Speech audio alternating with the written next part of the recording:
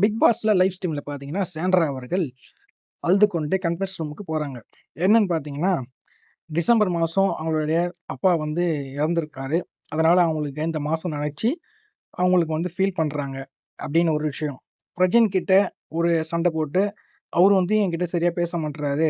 நாங்க தனித்தனியா தான் விளையாடணும் அப்படின்னு சொல்லிட்டு அவரு முயற்சி பண்றாரு.